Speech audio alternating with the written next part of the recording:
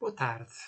É com todo o gosto que eu estou aqui de volta para mais uma sessão, para mais uma aula desta temática ao encontro da felicidade, cujo subtema é, como sabem, a neuropsicologia das emoções. E espero que estejam todos bem, que continuem a ter cuidado, porque, como sabem, o Olhão que teve-se estável quanto ao número de novos casos, de repente, nos últimos dias, surgiram 8 novos casos, uma família de 5 e 3 pessoas que contactaram com essa família. De maneira que continuemos a ter cuidado, isso é muito importante, fazermos a nossa vida sem medo, sem ansiedade, mas ouvindo o nosso medo quando ele é real, quando ele tem uma base real por trás. E vou passar já para a nossa aula, começando com a citação que escolhi para hoje, de uma conhecida nossa, a Sonia Lyubomirsky, uma das grandes estudiosas da ciência da felicidade, e ela diz-nos o seguinte, eu vou passar a ler. Se alguém se sentir infeliz e quiser experimentar interesse, entusiasmo, contentamento, paz e alegria, ele ou ela podem fazer isso acontecer aprendendo os hábitos de uma pessoa feliz. Ora, este é, na realidade, o princípio que norteia, no fundo, destas aulas todas. Porquê? Porque as aulas baseiam-se na investigação feita na psicologia positiva e essa investigação incide sobre as pessoas felizes, não nas pessoas doentes, não nas doenças. É essa a grande inovação trazida pela psicologia positiva. Este paradigma, chamemos-lhe assim, de olharmos para as pessoas felizes para aprendermos com elas, é um princípio que que podemos aplicar não só à investigação, mas também às nossas próprias vidas. Observarmos como é que as pessoas, atenção, autenticamente felizes, não aquelas que parecem simplesmente ser felizes, como é que as pessoas autenticamente felizes procedem e depois experimentarmos, ok? Não há regras, não há receitas que sirvam para toda a gente. Experimentarmos e ver o que resulta e o que não resulta. Bom, na aula passada nós continuámos, como eu disse, num mundo fascinante da neuropsicologia das emoções. Em particular, fomos apresentados ao modelo dos 3 sistemas de regulação emocional e recordo aqui que um sistema é entendido da mesma forma como falamos, por exemplo, de um sistema digestivo. Ou seja, um conjunto de órgãos, que neste caso particular desta aula, da aula passada, esses órgãos são os neurónios, portanto, um conjunto de órgãos que trabalham em rede, funcionam em rede, para desempenhar uma determinada função, para cumprir uma determinada finalidade. E nós começámos na aula passada com o sistema mais importante para a nossa sobrevivência pessoal e de espécie, o sistema focado na ameaça, no perigo e na autoproteção. É o sistema de onde nascem as nossas emoções negativas. Isto é muito importante, não esquecer. O sistema onde nascem as nossas emoções negativas. Isto é, quando nós temos emoções negativas, nós já sabemos que é este sistema que está a ser, este sistema neurofisiológico, neuropsicológico, que está a ser ativado. É também o sistema que traz mais problemas à nossa vida do dia a dia. Quer dizer, pode trazer, mas efetivamente traz muitas vezes. E porquê? Porque é o sistema mais antigo e mais primitivo, aquele que tem respostas muito básicas e fortes, muito intensas. Embora com a ajuda do cérebro racional, essas respostas básicas podem vir envoltas em roupagens muito elaboradas. Atenção. Mas não nos deixemos enganar. Vem efetivamente deste sistema. E além disso, porque este é o primeiro sistema sempre a receber a informação que vem do exterior, a avaliar essa informação e só se passar pelo crivo deste sistema, isto é, se essa informação representa uma ameaça ou um perigo, ou se é preciso protegermos, etc., só passando este crivo, então é que passará para outros sistemas e para chegando ao nosso cérebro racional.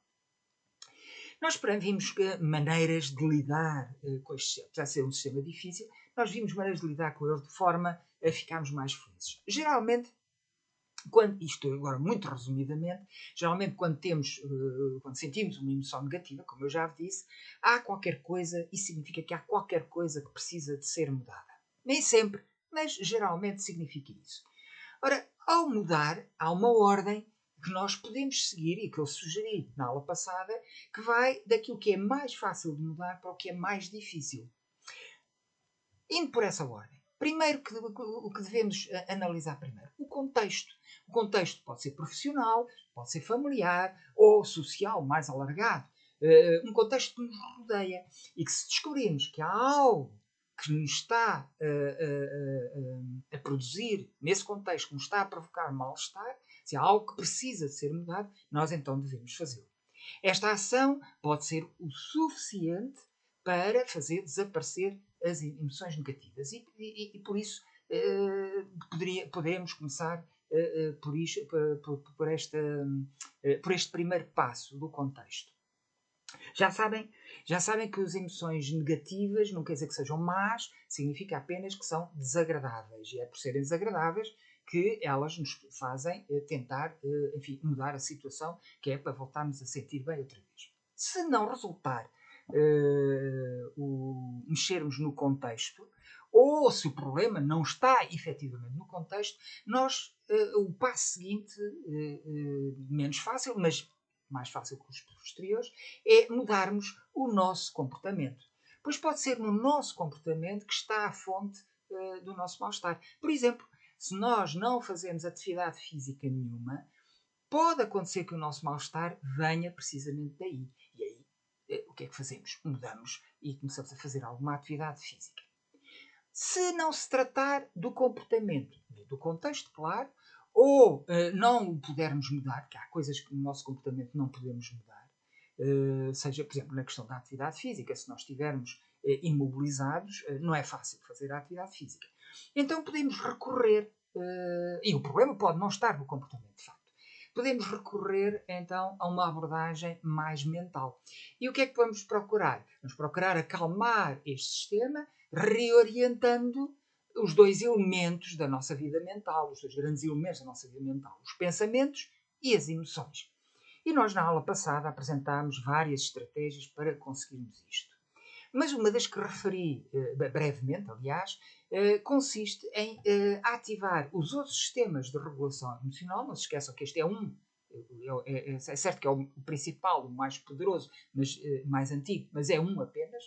Consiste, portanto, em ativar os outros sistemas de regulação emocional deste modelo, a fim de reequilibrar o sistema. Porque o sistema de ameaça, também referi isso, não é possível de ser desligado, não é possível de ser pura e simplesmente desativado.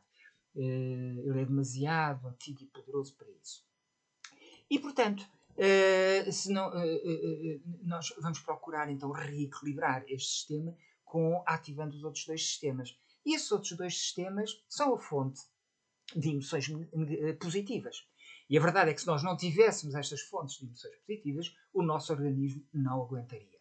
E é com essa função de gerar emoções positivas que nós vamos estudar e vamos ver estes dois outros sistemas que fazem parte deste modelo. A aula de hoje vai debruçar-se precisamente sobre um desses sistemas. Para a próxima aula ficará o outro. Qual é este sistema no qual eu me vou deter nesta aula? O sistema focado na busca de recursos e de incentivos. É um sistema que produz, portanto, emoções positivas. E quais são, então, as funções deste sistema? Precisamente, proporcionar-nos emoções positivas. Positivas, neste caso, deste sistema, são de excitação e de prazer, de um prazer empolgante, um prazer energético. Portanto, proporcionar-nos emoções negativas deste tipo que nos guiam, motivam e encorajam a procurar recursos que nós e aqueles de quem cuidamos precisamos para sobreviver, crescer e florescer. Não é só sobreviver, crescer e florescer. Estimular-nos outra função é estimular-nos a responder positivamente aos incentivos que, direta ou indiretamente, levam a novos e a mais recursos. Por exemplo, prémios, promoções, etc. Terceira função. Juntamente com os outros sistemas, este guia-nos em direção a objetivos que nós consideramos importantes para a nossa vida, estimulando em nós a motivação, a energia e o desejo de alcançar esses objetivos. E para conseguir cumprir estas funções, este sistema proporciona-nos a motivação para nos empenharmos por um objetivo, seja ele material ou não, proporciona-nos o entusiasmo enquanto lutamos por esse objetivo, para nós não desanimarmos logo ao primeiro esforço, e proporciona-nos a satisfação por o termos alcançado. Quando nós sentimos satisfação por alcançar o objetivo, é este sistema que está ativo. Para além de ser um sistema, portanto, como vocês estão a ver, essencial para a nossa sobrevivência, é também uma fonte muito importante de emoções positivas. Todas, como eu disse, à volta de sensações empolgantes, excitantes, estimulantes, de prazer. Portanto, não é um sistema de calma, é um sistema ativo. No entanto, apresenta algumas características que convém ter em conta antes de decidirmos depender muito dele para nos sentirmos melhores. Porque há pessoas que fazem isso. Decidem depender deste sistema para superar o seu mal-estar. Quem, por exemplo? Os chamados workaholics. Aqueles que são capazes de trabalhar 14, 16, 18 horas por dia e que não conseguem viver sem estarem sempre a trabalhar, sempre ativos. É um exemplo, portanto, de pessoas que realmente dependem muito do sistema. Ou, por exemplo, das pessoas que têm que estar sempre a fazer desportos radicais, verdadeiramente radicais, e ficam, portanto, muito dependentes desse sistema para se sentirem bem. Este sistema, portanto, inspira e recompensa os nossos esforços, ok? É a função, resumidamente, inspirar e recompensar os nossos esforços. Mas está construído para só muito raramente ficar quer completamente satisfeito, quer satisfeito durante muito tempo. E é por isso que é uma ilusão comprovada cientificamente que a felicidade que pensamos ter para o resto da vida com a aquisição de um determinado bem material, mesmo que ele seja o primeiro prémio da lotaria, não passa de uma ilusão. Não passa de uma ilusão. É que este sistema não aguenta muito tempo com essa satisfação, com esse prazer perante uma determinada coisa. Portanto, esta é uma das características que é preciso terem atenção. Uma outra é que este sistema é o que está por trás de nós querermos mais e melhor para nós e para os que nos são próximos. O problema é quando nos comparamos, mais e melhor já estou a ver, isto implica uma comparação, e quando nos comparamos com os outros, é fácil sentirmos frustrados, zangados e desiludidos, connosco ou com aqueles que nos são mais próximos. Porquê? Porque há e haverá sempre alguém que é melhor ou que tem mais algo do que nós. E hoje em dia, ainda por cima, é mais fácil isto acontecer porque a publicidade massiva paga pelas grandes corporações convida-nos a querer o carro perfeito, o corpo perfeito, etc. Ao mesmo tempo que nos transmite a ideia de que tudo isto está ali ao estender da mão, ao nosso alcance. Ora, muitas vezes não está. Mas o mal fica feito. O desejo e a sua frustração, não se esqueçam, frustração, sistema de ameaça, hein? Já assentaram arraiais dentro de nós. E aí começa o mal-estar a tomar conta de nós. De facto, aqui em termos do que é da publicidade, é que tanto a grande como a pequena indústria, elas procuram que não nos distraiamos do copo meio vazio. Vocês conhecem esta imagem clássica da psicologia positiva, que nós devemos, perante um copo que está preenchido a meio, nós devemos olhar para o copo como se ele estivesse meio cheio. Se olhamos para ele como está meio vazio, ficamos pior. Mas a publicidade é isso que nos procura induzir. Aquilo que nós temos não é suficiente. Precisamos de mais. E como é que eles conseguem fazer induzir em nós este sentimento do copo meio vazio? Fácil. Eles põem a fasquia muito elevada. Como é que fazem isso? Apresentam-nos homens e mulheres eternamente jovens, belos, serenos, sorridentes, felizes. Ora, na verdade, todos, ou pelo menos a maior parte de nós, está muito abaixo desta linha. É a linha que nos faz desejar alcançar, mas está muito abaixo dela. E depois repete esta publicidade tantas vezes que o nosso cérebro, lembra-se da aula passada a questão da repetição, o nosso cérebro começa a considerar que aquilo é familiar, que aquilo é que é o real. Ele repete a publicidade tantas vezes, que o nosso cérebro acaba por acreditar que aquilo é que é a normalidade. E que, em consequência, nós somos os únicos anormais. Mesmo quando racionalmente, reparem nisto, é que mesmo quando racionalmente nós sabemos que isto é um completo disparate. Mas a sensação que nós somos anormais é uma sensação que fica. Ora, ainda por cima, esta publicidade, esta mesma publicidade, está sempre a mostrar-nos que é fácil conseguir chegar a ser ou a ter aquela perfeição. Basta comprar aquele carro, basta comer aquele iogurte, adquirir aquela tecnologia, fazer aquela dieta. É tão fácil, é tão acessível. Quando não conseguimos, o que é o mais normal de acontecer, o sistema focado na busca de recursos é frustrado ou bloqueado. Claro, ele deseja e isto é frustrado. E quando isso acontece, temos a ativação do sistema de ameaça. Reparem, porque é que isto funciona assim? O sistema de recursos é para obter recursos. Foi ele construído há milhões de anos atrás para isso, para obter recursos. Os recursos são essenciais à sobrevivência durante milhões de anos. Hoje não é tão assim, mas foi durante muitos milhões de anos. E o que é que acontece? Se não temos acesso aos recursos, imediatamente o nosso organismo ativa o sistema de ameaça, porque isso representa de facto uma ameaça, para nos dar um novo boost de energia para tentarmos obter aqueles recursos. É por isso que isto funciona assim. E então, o que é que acontece quando se ativa o sistema de ameaça? Vocês já sabem, somos inundados por uma série de emoções negativas.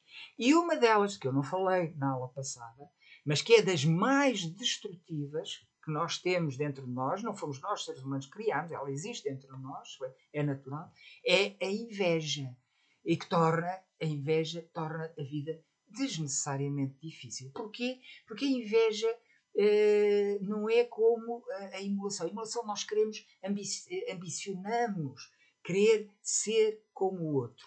Na inveja nós queremos que o outro seja como nós. Isto é, enquanto na ambição nós queremos chegar ao mais elevado, na inveja nós queremos que aquele que está mais elevado deixa para o nosso nível. E é por isso que ela é particularmente destrutiva.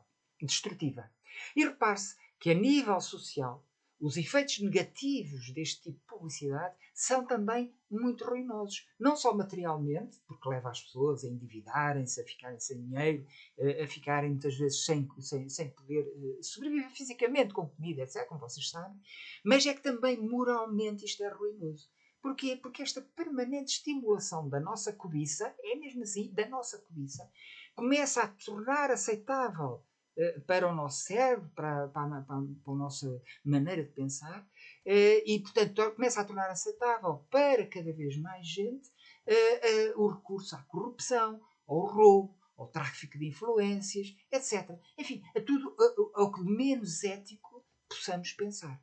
Tudo por causa daquele desejo artificialmente criado para obter mais e mais daquelas coisas, para, em consequência disso, as pessoas não precisam, mas em consequência disso, veem um cumprido, pensam que através disso se cumprirá a promessa de um Estado mais feliz e de um estatuto mais elevado do que o atual da própria pessoa e comparada com os outros. A propósito das comparações com os outros, deixem-me que vos diga o seguinte: uma faceta deste sistema que vale a pena referir aqui é a mentalidade competitiva. Todos temos experiência de como é fácil, mesmo muito fácil, despertarmos em nós e nos outros, aliás, esta mentalidade competitiva. Seja quando queremos, isto agora ao nível pessoal, quando queremos ter a última palavra, ou quando queremos ganhar um jogo, ou queremos chegar em primeiro, ou queremos ser os mais rápidos, os melhores, os mais poderosos, os mais ricos, etc, etc, etc. A mentalidade competitiva está muito presente em nós. E é fácil, porque esta mentalidade está ligada não apenas a um do sistema, não apenas ao sistema da busca de recursos, mas a dois sistemas. Ou também, como vocês já estão a imaginar, ao sistema de ameaça. O de ameaça porquê? Porque é através dele que nos comparamos com os outros. Já falei disso. Né? Quem representa um perigo para mim é quem é mais forte, mais poderoso que eu, que me pode destruir. Portanto, eu estou-me sempre a comparar, especialmente com aqueles que têm mais, que são mais fortes, mais poderosos, mais ricos, mais do que eu. E então fazemos isso para avaliarmos, de facto, se eles são ou não são uma ameaça para nós e para os nossos mais próximos. Essa é uma razão porque o sistema de ameaça tem a ver com a competição. E também porque o sistema de ameaça nos dá uma energia negativa para lutarmos por termos mais ou sermos melhores e assim nos afastarmos qualquer hipótese de perigo. Portanto, esta dupla função do sistema de ameaça. Claro, o sistema de recursos também intervém, porque aqui ele disponibiliza-nos agora uma energia positiva, que é também necessária para lutarmos pelos nossos objetivos, de sermos mais, de ser melhores que os outros e principalmente, para persistir nesses objetivos. Esta mentalidade competitiva faz parte, de facto, da nossa maneira natural de ser, como eu já vos disse. Por isso, ela só é verdadeiramente problemática quando somos dominados por ela. E, principalmente, se o formos em todos os contextos. Não sei se estão a ver. Eu posso ser competitivo, por exemplo, quando estou a fazer uma corrida, quando estou a participar num jogo. Mas não tenho que ser competitivo, por exemplo, no seio da família. E quando somos competitivos, quando somos dominados por esta mentalidade, temos tendência a vivermos-la em diversos contextos, uns adequados e outros claramente inadequados. Isso traz-nos problemas. Também pode trazer-nos problemas quando a concretização, a maneira como nós competimos, pode implicar prejuízos e danos para nós e para os outros, quer individualmente, quer para o grupo ou para a comunidade. Portanto, também, quando a competição leva à destruição do outro, quando a competição leva a que o outro fique claramente mal, obviamente que isso é problemático. Quando nós estamos em modo de competição e somos bem-sucedidos, porque acontece, não é? Sermos bem-sucedidos, o sistema de incentivos, não é? Eu falo daqui é o sistema de busca de recursos e de incentivos, o sistema de incentivos, a parte dos incentivos, provoca em nós sensações de alegria e de bem-estar. Mas se o nosso desempenho nos parece inferior ao que seria de esperar comparado com o dos outros, então o sistema de incentivos é frustrado ou bloqueado no que deseja, com as consequências que já vimos anteriormente. Ativa-se o sistema de ameaça e ficamos inundados com uma série de emoções negativas, a raiva, a inveja, a depressão, a ansiedade, etc. Uma outra característica também relacionada com este sistema de busca de recursos e de incentivos é o perfeccionismo. Já todos ouvimos falar disso. É porque o perfeccionismo também é alimentado por este sistema. Habitualmente isso é bom.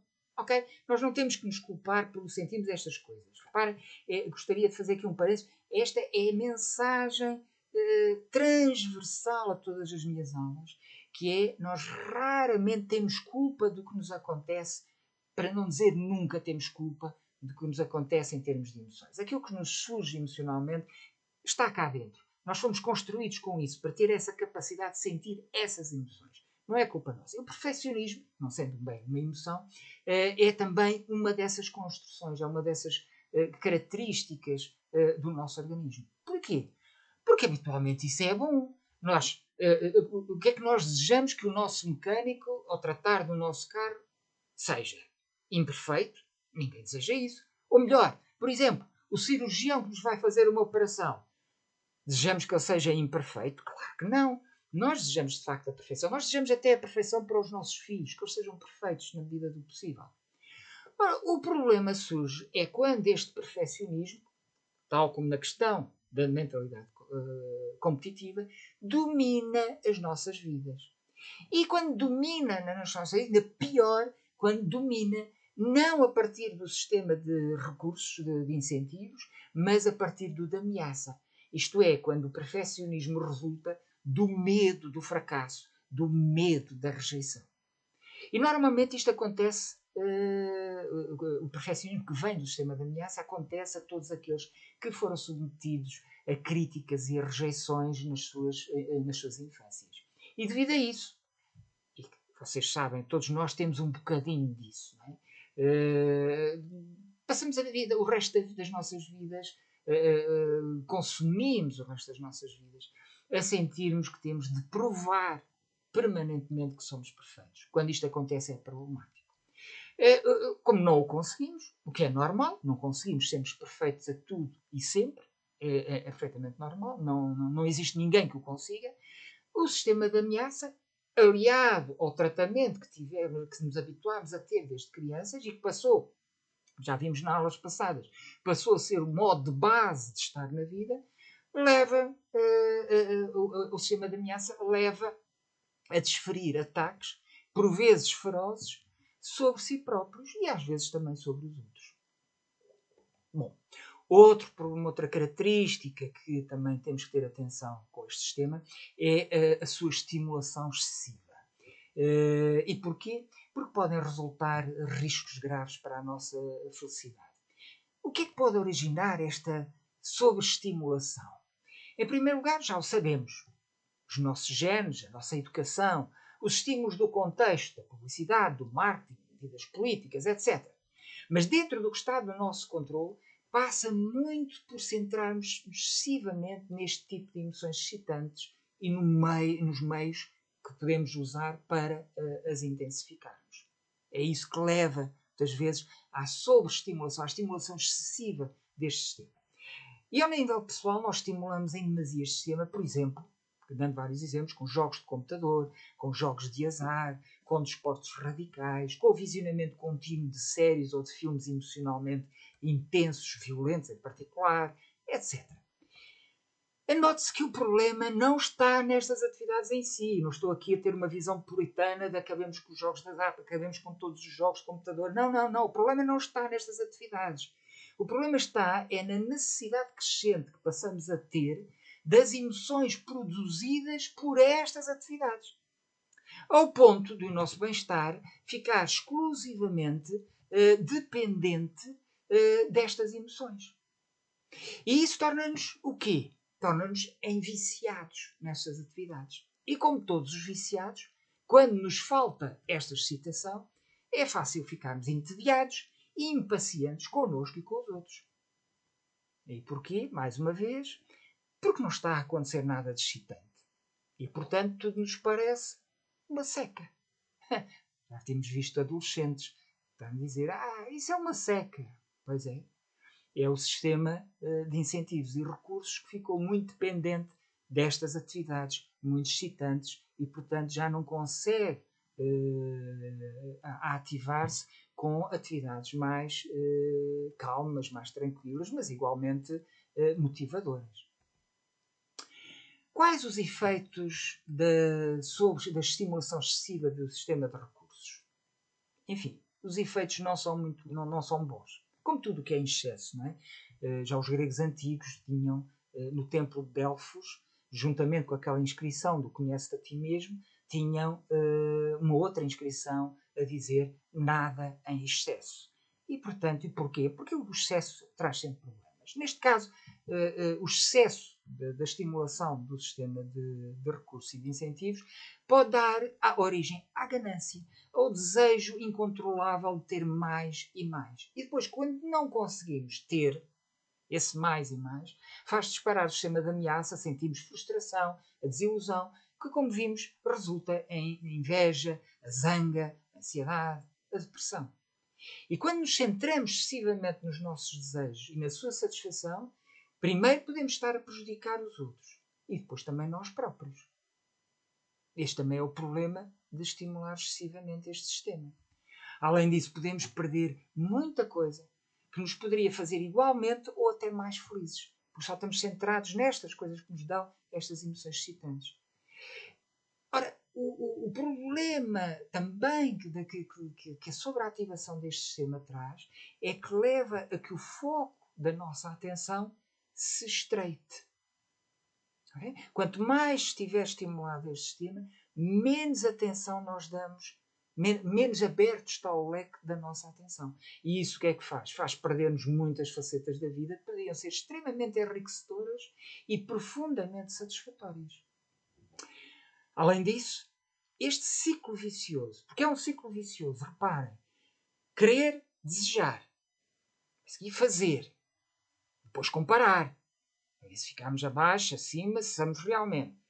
Depois, como ficamos normalmente abaixo, criticar. Criticamos, e qual é o resultado de criticar? Bem, pode ser de facto a gente desistir, mas muitas vezes é querer mais ainda. Querer mais. Ora, ao querer mais, vamos fazer mais. Comparamos e criticamos, querer mais, fazer mais. Isto é um ciclo vicioso que pode levar a quê? À exaustão. Claramente. À exaustão.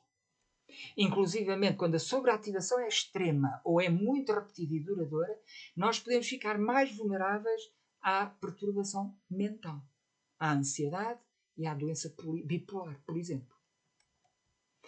Bom, então como é que vamos evitar a sobreativação? Primeiro, tendo cuidado com os contextos em que escolhemos passar o nosso tempo. Não nos deixando arrastar por estímulos que nos queiram impor do exterior. Como é que conseguimos isto? Não é fácil. E por isso temos de ser criativos e estarmos muito atentos. Mas, por exemplo, podemos criar barreiras de desatenção e não nos deixarmos manipular. Manipular por quem? Bom, primeiro, pela publicidade. Como é que fazemos isto? Recusando-nos a assistir à publicidade ou assistindo com uma curiosidade crítica em que podemos descobrir quais as técnicas que eles estão a usar, que estão a utilizar para nos manipular. Ou evitar fazer da aquisição de bens um recurso para nos sentirmos melhor, etc. Portanto, ter cuidado com a publicidade.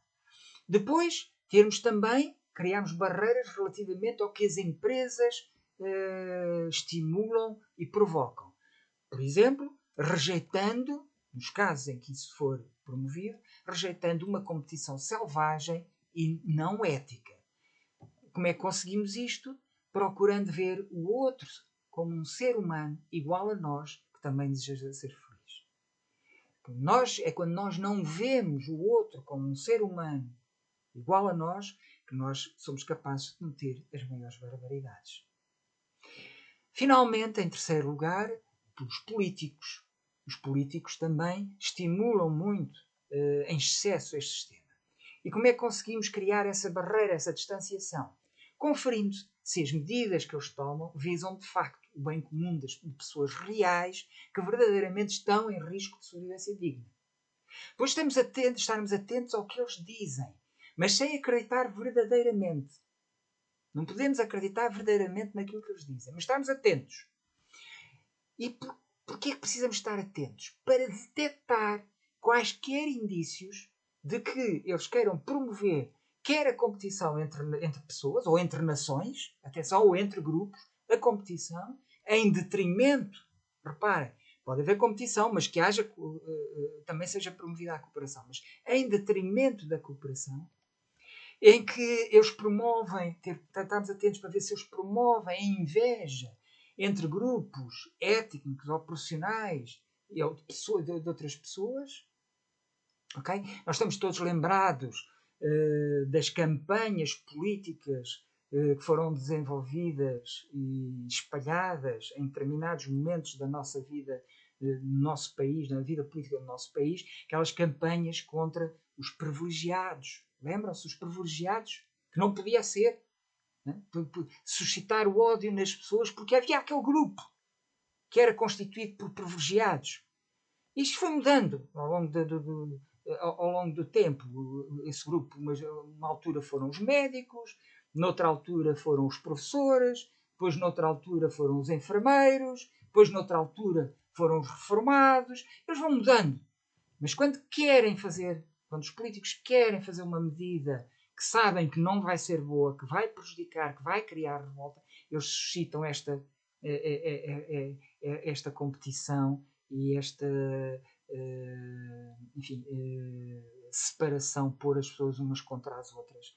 Os reformados, lembram-se, por exemplo, primeiro houve uma campanha de que os reformados eram os privilegiados. Porquê? Porque não pagavam impostos. E depois, claro, passaram a pagar impostos. Enfim, reparem que nestas campanhas de privilegiados é muito irónico, porque nestas campanhas contra privilegiados, os privilegiados nunca são banqueiros, nunca são empresários, nunca são gestores. Não, nada disso, nada disso. Os privilegiados são os trabalhadores. Esses sim são muito privilegiados. Bom, agora o que interessa. Como é que nós podemos, de facto, detectar que nos estão a manipular? Há dois critérios que eu vos posso aqui adiantar. Um que é retratado por um ditado popular, creio que português, parece que é português, mas não sei se será de outros países, que diz que quando a esmola é muita, o pobre desconfia. Portanto, quando a estimulação parece muito positiva e demasiado positiva, nós devemos ter um certo cuidado e sermos um bocadinho críticos. Um outro critério é quando, e este é mais importante, é mais grave, é quando aquilo que eles dizem suscita em nós emoções negativas.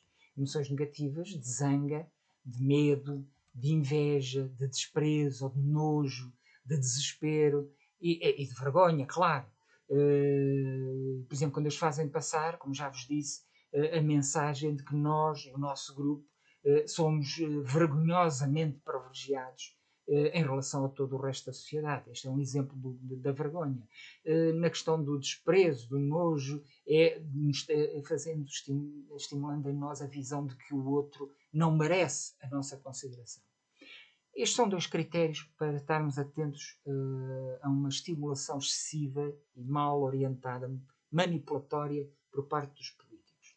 E depois, por fim, nós temos também os média e as redes sociais. Temos de ter também cuidados. E aqui os cuidados são generalizados. É o que está incluído nos 3 pontos anteriores. Porque, de facto, encontramos neles estes 3 pontos anteriores que acabei de referir. Também serve para evitar uma estimulação excessiva, afastar a nossa atenção dos resultados do que é feito e orientar para os esforços em o fazer. Com as crianças, nós podemos educá-las desde pequeninas nesse sentido. Como dando exemplo. Focamos a nossa atenção, nós adultos, nos seus esforços, nos seus progressos e valorizamos-los. Como é que nós podemos fazê-lo? Como é que podemos fazer isto? Bom, elogiando os progressos, elogiando o esforço que elas estão a fazer e que nós vemos elas fazerem. Mas atenção, na questão dos elogios é preciso ter muito cuidado, porque o elogio à pessoa é uma faca de 2 gumes. Apetece-nos imenso dizer, ai, como tu és inteligente, ai, tu és linda, és maravilhosa. Mas é que há um problema, é que isto põe uma carga muito exigente sobre os ombros da criança. E, infelizmente, ativa o seu sistema de ameaça, tornando-a provavelmente insegura. Porquê? Porque ela sabe que ninguém consegue ser inteligente e maravilhosa em toda a parte e em todos os momentos da vida. E, portanto, ela sabe que a partir dali ela está sempre na iminência de desiludir os adultos. E isto é uma carga muito pesada para uma criança. E, portanto, nossos elogios, elogiar o esforço, elogiar o progresso, não tanto elogiar a pessoa. Temos de ter isso em atenção. Quando adultos é que é mais difícil, porque já estamos muito habituados e implica um esforço, portanto, consciente de não estarmos sempre e só a valorizar os resultados. Este é mais difícil porquê? Porque vai em sentido exatamente oposto ao da sociedade em que vivemos, a sociedade, enfim, podemos chamar-lhe essa sociedade capitalista, e dos seus muitos defensores intransigentes, é que não estão nada interessados nos esforços. Eles só querem mesmo é saber dos resultados. Portanto, é difícil, como adultos, contrariar estas tendências e estes estímulos para o nosso sistema de incentivos, de busca de recursos e de incentivos.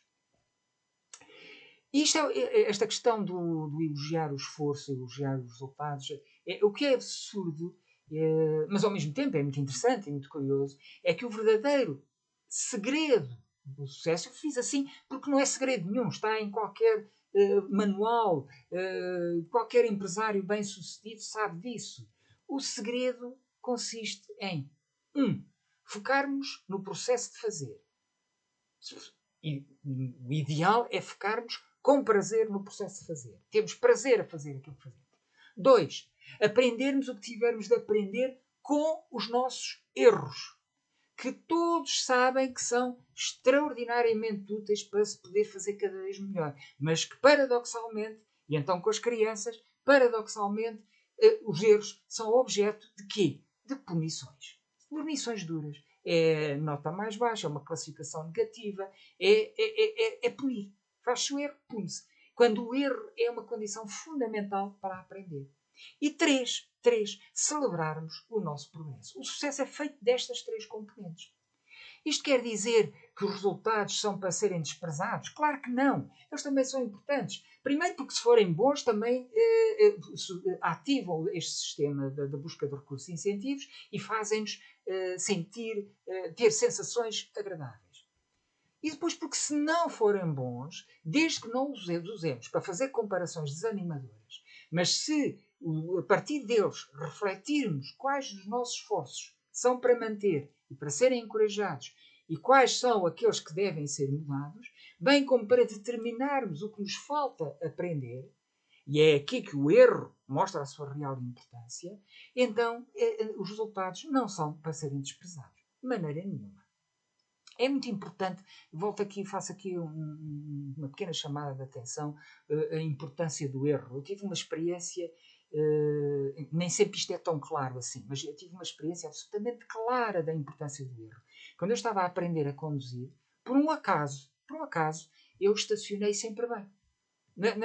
Nas aulas de condução, estacionei sempre bem. Quando fui para o exame, tive azar. Não consegui estacionar bem. E qual foi o problema? É que eu não tinha aprendido o que fazer quando uma pessoa não consegue estacionar bem. Porque acontece. Eu tenho já uma pessoa ao fim de 10, 20, 30 anos de condução ainda às vezes não estaciona bem à primeira vez. Portanto, acontece. Eu não tive a oportunidade de aprender isso porque eu não cometi erros. E foi no exame que eu cometi o erro. Foi uma situação embaraçosa que me podia ter custado a carta. Felizmente isso não aconteceu. Mas teve um fiozinho disso acontecer. Precisamente porque não tive erros. Se eu tivesse cometido erros, eu teria aprendido. E isto tem muita coisa da nossa vida. Portanto, cuidado, não punir, não anatomizar, não fazer dos erros uma anátema. Eles são muito importantes e muito úteis. Voltamos então ao nosso percurso de analisar como é que podemos evitar a estimulação excessiva deste sistema. Há uma inevitabilidade. Os nossos desejos nunca vão desaparecer. Eu sei que o budismo tem, por exemplo, esse objetivo. Mas é um objetivo muito longínquo, do nirvana, a extinção do desejo. Nós não vamos poder conseguir isso. Não conseguimos isso, provavelmente, durante todo o nosso tempo de vida. Mas nós podemos é criar distância em relação aos desejos que são prejudiciais. Prejudiciais a nós ou aos outros. E, portanto, orientarmos a nossa atenção, é sempre assim, não é reprimindo os desejos, é orientarmos a nossa atenção para outras fontes de felicidade. Mas sempre que surgirem esses desejos, nós devemos aceitá-los com compaixão, sem crítica, para em seguida analisarmos quais serão os recursos, os esforços necessários para que iremos eventualmente precisar, se quisermos realizar esse desejo, e quais são as consequências que podem vir de os satisfazer. E só depois disso, só depois dessa reflexão, então decidimos atuar. Tendo sempre em linha de conta, claro, os valores pelos quais se rege a nossa vida. A análise destes desejos não é simplesmente uma análise se eu os posso realizar ou não, se eu prejudico ou não os outros, mas também está de acordo com aquilo que é um valor para a minha vida. Se não estiver de acordo, nós não devemos amarfanhar os nossos valores. Nós não devemos maltratar os nossos valores. É uma fonte importantíssima de felicidade, uma vida que está de acordo com os valores que a pessoa considera importantes para si mesma. Não é? Bom, 2 aspectos muito importantes, muito interessantes relacionados com este tema dos desejos. Um é o facto de investigado mesmo, há muita investigação sobre isso, de que somos mais felizes com a aquisição de experiências, por exemplo, comprarmos uma viagem, comprarmos um curso, enfim, experiências, comprarmos um passeio, do que com a aquisição de bens materiais. De, por exemplo, comprarmos uma peça de roupa, um objeto de decoração ou qualquer coisa destas. Porquê? A razão é que nós nos habituamos aos objetos e deixamos rapidamente de os apreciar. Enquanto que as experiências, mesmo as que são repetidas, têm sempre algo de imprevisível e de novo, porque mais dificilmente nos habituamos a elas. Também habituamos, mas é mais difícil de habituar. Além disso, depois de vivermos essas experiências, teremos também muito prazer a recordá-las e a contar aos outros. E o outro aspecto que eu vos gostaria de chamar a atenção, portanto, é preferível gastarmos dinheiro em experiências do que gastarmos dinheiro em objetos.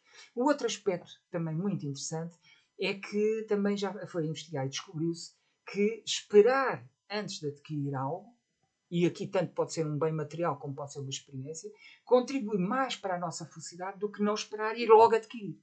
Isto acontece porquê? Porque nós, ao esperarmos, nós conseguimos saborear as boas sensações de prazer que a antecipação de uma coisa boa que vamos ter que nos traz. Vocês podem imaginar um exemplo muito simples. Imaginem que vos marcaram uma conversa com o vosso ator ou o vosso cantor preferido. Uma conversa de 1 hora, ok? Marcaram isso. O prazer que vocês vão tirar desta marcação, deste acontecimento, é muito maior se tiverem essa conversa, digamos, daqui a 2 semanas, do que, por exemplo, se a tiverem daqui a 1 hora. Muito maior. Porque nestas 2 semanas vocês acarinham a ideia, brincam com a ideia, conversam com outros sobre a ideia, sentem-se orgulhosos, satisfeitos de terem conseguido ter esta oportunidade, etc., mais o prazer de estar com outra pessoa. Enquanto que se vocês estiverem logo, perdem toda esta quantidade de fontes de prazer da antecipação. É muito interessante. Bom, temos falado da sobreestimulação deste sistema, mas também pode ocorrer a sua subativação, isto é, quando o sistema está menos ativado do que seria saudável.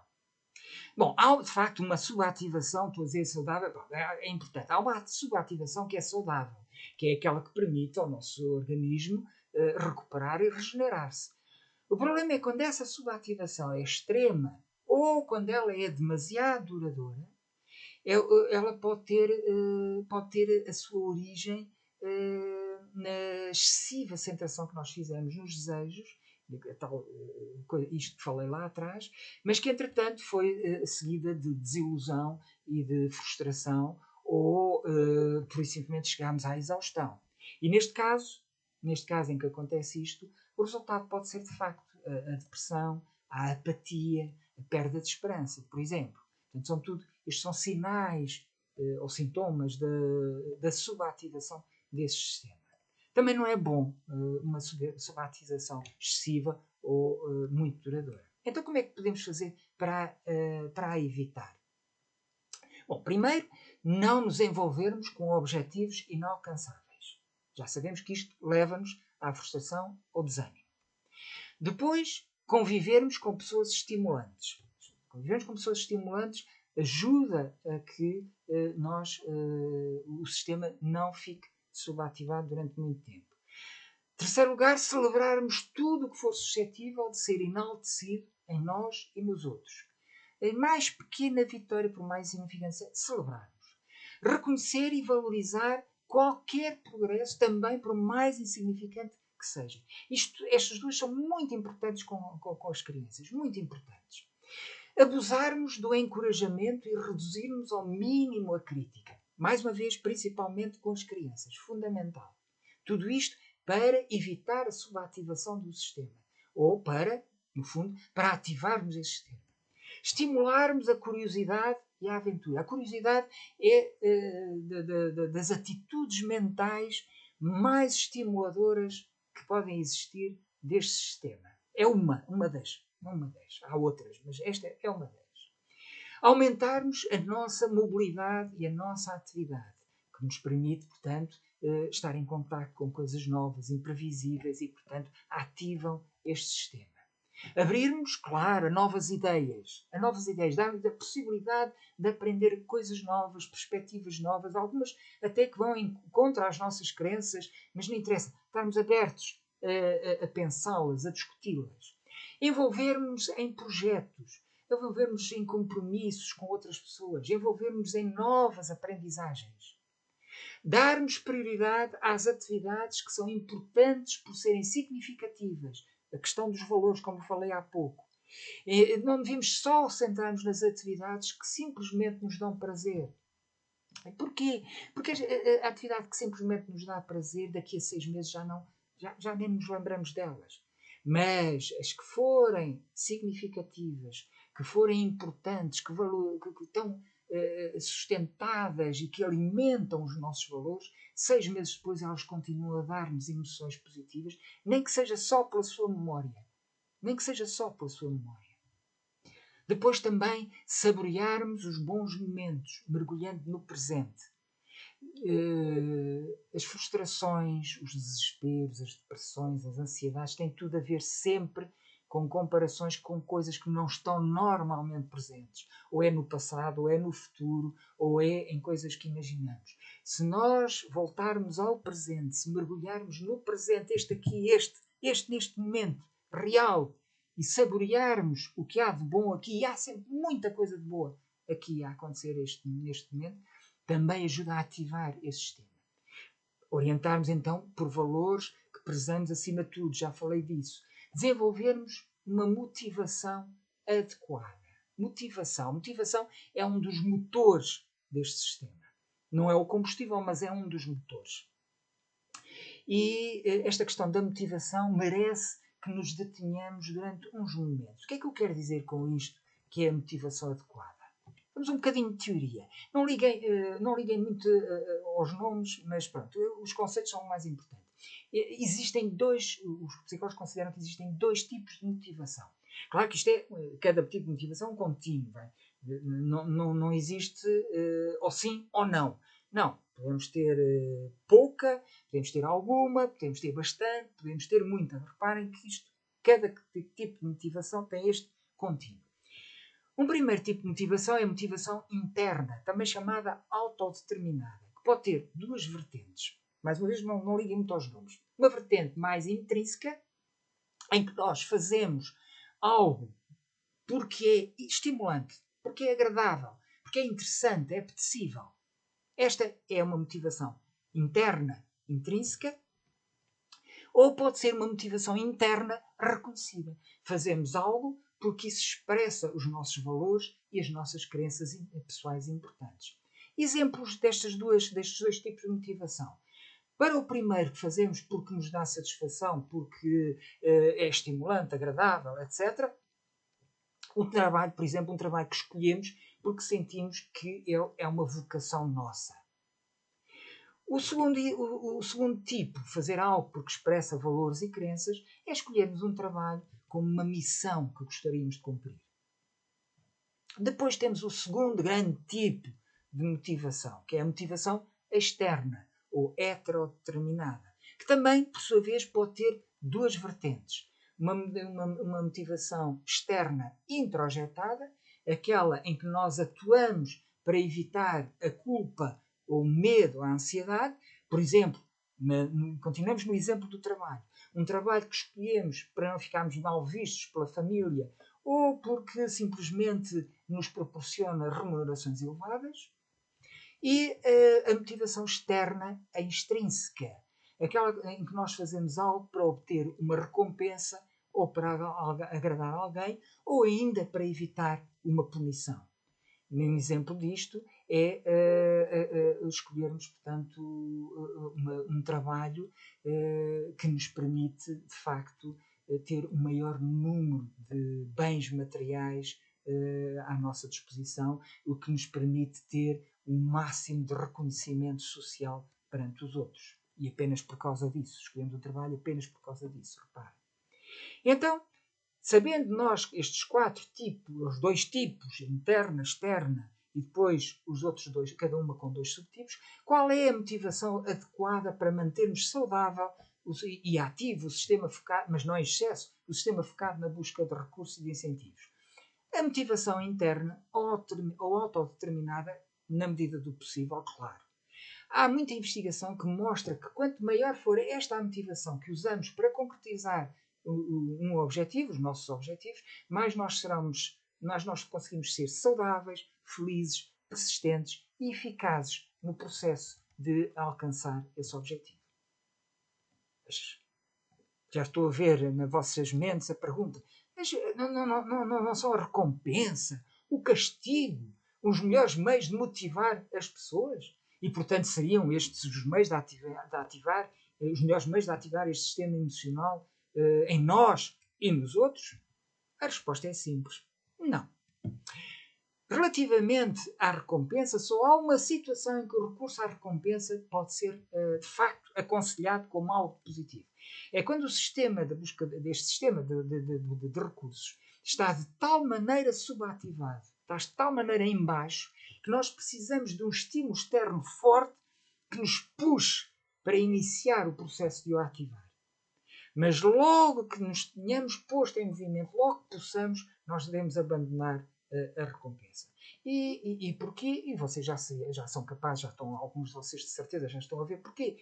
O problema, enfim, não é problema, mas pronto, o facto, não é um facto, do nosso cérebro se habituar muito rapidamente à recompensa. E, portanto, esta perde rapidamente também o efeito motivador que possa ter.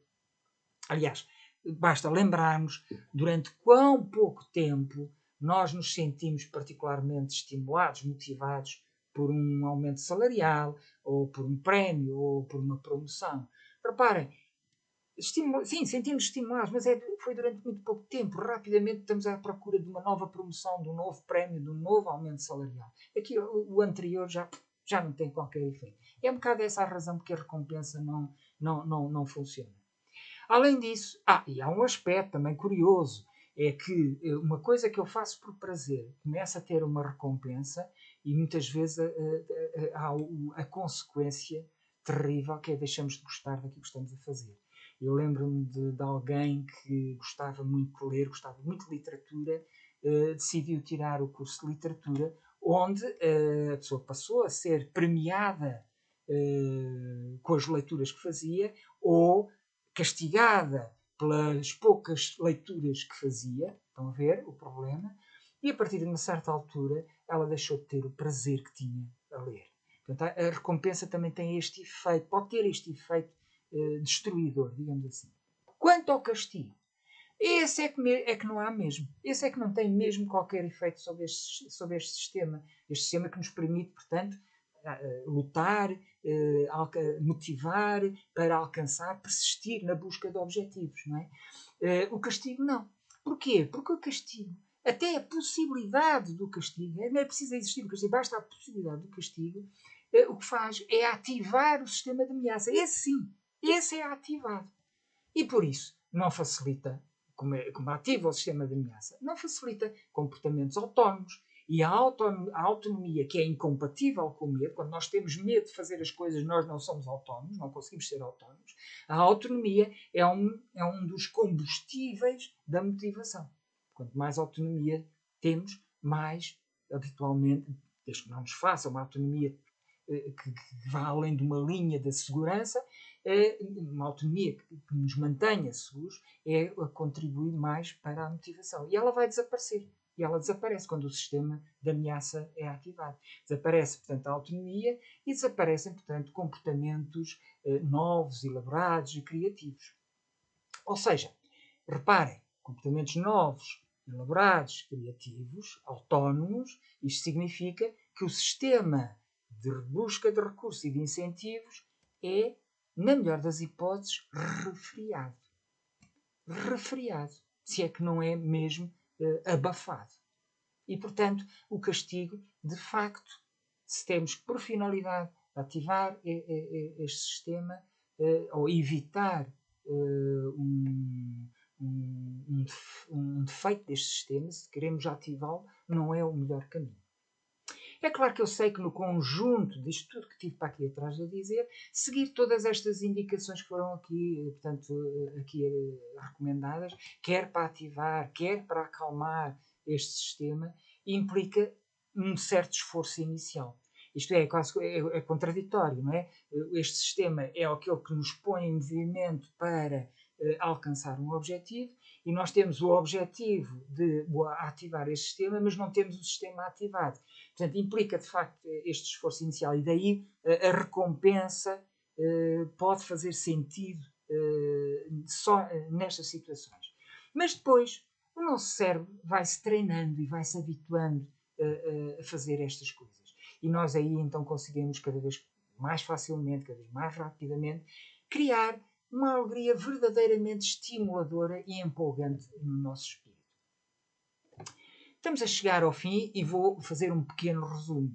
Este sistema então serve para perseguir objetivos de vida, os quais podem ir muito além da simples obtenção de recursos materiais, por exemplo. Faz-nos persistir nesses objetivos, leva-nos a alcançá-los e, ainda por cima, proporciona-nos uma profunda satisfação, pode proporcionar-nos uma profunda satisfação em todas as faces deste processo. Por isso, este sistema constitui uma fonte extraordinária de emoções agradáveis e estimulantes que pode contrabalançar, lembra-se do início da aula, pode contrabalançar muito positivamente o sistema de ameaça. Okay? No entanto, um alerta. Estes dois sistemas, o de ameaça e este de recursos, são sistemas dinâmicos. São sistemas empreendedores e ativos, habitualmente. O sistema de ameaça só não é quando, vocês viram, quando a situação é desesperada e a resposta é a paralisação ou a submissão. Mas em quantidades moderadas, normais, estes de facto são empreendedores e ativos. Os dois sistemas. O resultado disso é consumo de energia. Para eles estarem ativos, têm que consumir energia. Ora, são dois sistemas que consomem energia. E nós precisamos de recuperar essa energia. Nós precisamos, portanto, de um terceiro sistema cuja ativação sirva para nos fazer repousar e que, além disso, nos traga, claro, emoções positivas, porque já sabem, emoções negativas é só o sistema de ameaça, portanto, nos traga emoções positivas, mas que não consumam energia e que, pelo contrário, permitam ao organismo recuperar e regenerar-se.